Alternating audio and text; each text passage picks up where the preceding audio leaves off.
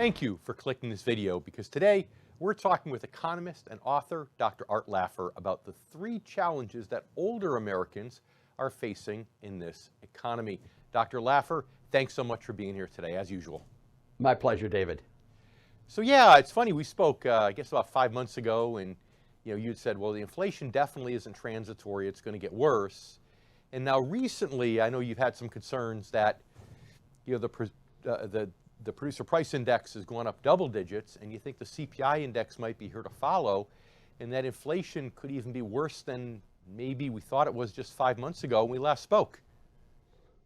Yeah, that's true. And I don't know what it's going to be in the future, but I do know that there's nothing I see out there, David, that would stop it from coming on further. The Fed has been very lax. It's been buying all the government bonds that are issued through the deficit, so there's plenty of capacity there for money supply growth. In addition to that, they've been paying people not to work. They've been giving people money so they can quit their jobs. So you have less production, less goods and services outstanding, and you've got an easier monetary system, which would lead me to believe that there's a good chance this inflation will not only stay here for quite a while, but might also increase. Okay, now how about last quarter's GDP report that came out recently, minus 1.4? Might that tell a different story where maybe the inflation problem is starting to solve itself? Now let me ask you very seriously, David, if you have the same amount of money and less goods, what's going to happen to the price of those fewer goods? If you have a scarcity of goods and a lot of money, the price of those goods is going to go up. Whenever GDP goes down, that is inflationary. So the slower GDP growth is, especially if it's negative, that is all the more reason why inflation will increase over time. It's just the opposite of what you were implying. But if that signals inflation, or yes, signals recession rather, and we end up getting into a recession, then that recession starts to solve the inflation problem. So that's the question: is that an indicator of possible recession coming? Maybe not right away, but maybe a year from now. Well, it looks like if we have one more quarter of downturn in GDP, it will be a recession by definition. But no, a recession is almost always accompanied by higher inflation, not lower inflation, because the supply of goods and services is what GDP measures. And so if you have the same monetary policy and less GDP, you're going to get higher prices. That's why it was called stagflation. Now, I know all the Keynesian economists tell you that that's not true. It's all demand driven. No, it's not. Inflation is too much money chasing too few goods, and so GDP going down means there are fewer and fewer goods, which is more inflationary, not less inflationary. Be careful about stagflation. That's what happened in the 60s and 70s and early 80s, and it's a terrifying process. Yeah, that's why I guess what I'm talking about is a regular recession, maybe temporary deflation that occurs with a regular recession. You're right. Stagflation's a real issue. That's what we're talking about. And that's what we could be talking about now, and that's the worst of all evils. So, now you've said recently that the only way to do this, to fix this problem, is like during the Reagan administration when interest rates were raised above the level of inflation. But isn't that almost certain to send us into recession? And if it doesn't fix the inflation problem, now essentially that recession is stagflation? I don't think so. But no, let me just say, if I said the word only, I apologize. That's an exaggeration. That's something that I do sometimes in conversation. Yeah, I can't remember yesterday, let alone 5 months ago. You probably didn't say the word only. Well, whatever I say, it is not the only way of stopping inflation. You can go back to convertibility. There's all sorts of other ways of stopping it. But in modern times, the way we did have stopped it is by pushing interest rates up above the inflation rate so that money becomes very scarce, and that will in due course bring down inflation. That's exactly what Paul Volcker did in the late 70s and early 80s, and we brought inflation way down. We had the tax cuts. Now, you tell me or you ask, won't that be horrible for the economy? And I don't think so. Let's imagine right now, David, that we knew there'd be no inflation for the next 15 years. Just right now. Would that be good for the economy or bad for the economy? That would be wonderful for the economy. The economy would do really well. It's how you get inflation down and what you do during that process. The problem is, when inflation hits like it did in the 70s and early 80s, politicians go crazy. And whenever politicians make decisions, when they are either panicked or drunk, the consequences are rarely attractive, and that's exactly what happened under Jimmy Carter. Yeah, oh, of course. Just terrible. You had wage and price controls. You had all that nonsense there. If we just got rid of inflation by having good Fed policy, I do not think the economy would suffer. Okay. Yeah.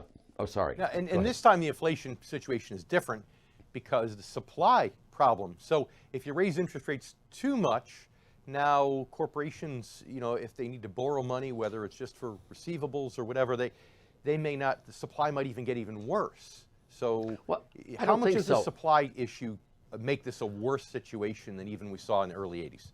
Well, it does make it a worse situation, but I don't think it's a huge issue. It will work its way out in the next year or so. That will happen.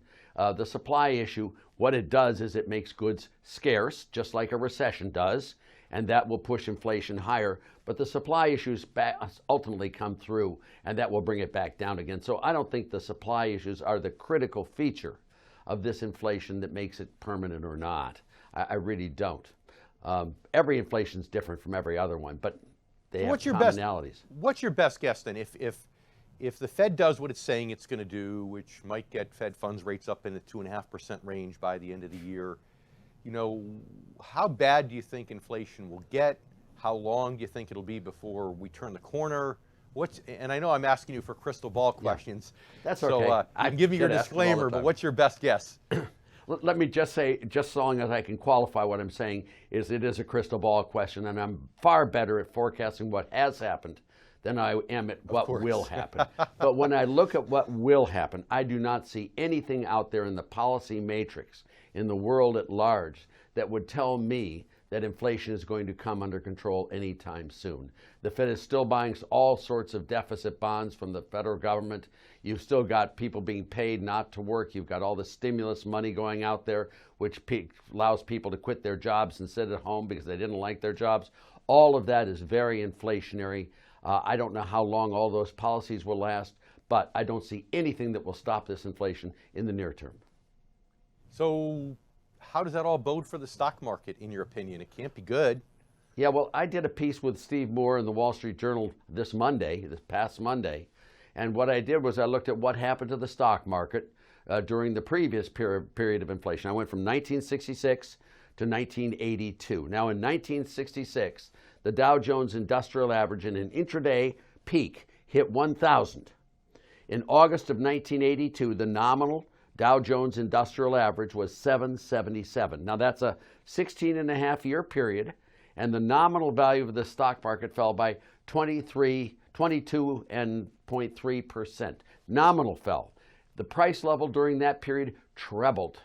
So the real rate of return on the stock market was minus 7% per annum compounded annually for 16.5 years, David. That is a bear market. Now, that's what happens if you don't control it right away. And that is a deadly, deadly combination because inflation causes tax rates to rise, it causes illusory capital gains, but most of all, it torments politicians, so they're all screaming, let's do something, and they do something stupid every single time they do, David. So what I am counting on in my forecast of higher inflation, is bad, bad, bad policies coming in through politicians. Well, I think that would be the common bet. I would say, you'd be taking the long shot bet if you said that politicians were going to make good decisions. Do the right thing. Right. Yeah, that doesn't happen. When they're under pressure, it's more of a desperate scenario, as you mentioned earlier. Or drunk, and they're always both. Yeah. They're always panicked and drunk. And look at what they're proposing here now. It's just crazy, David. I mean, they want to build back better. They want to spend more money. They want to pay people more money not to work. They want to, just go crazy with all this stuff. And regulations, minimum wages, all of that. It's just nonsense. But it's the world we live in, and what you have to do is be very careful personally to make sure that you're in good position yourself, not to be overly damaged by these bad times. Yep, agreed completely, agreed. Dr. Laffer, thanks so much for being with us today. Really appreciate it. You never disappoint. Pleasure. Great as usual. My pleasure, David. Thank you. Thank you for watching today's video on the top 3 retirement challenges of 2022. If you enjoyed it, click the thumbs up button to give us a like, and make sure that you subscribe to our YouTube channel for new content each and every week.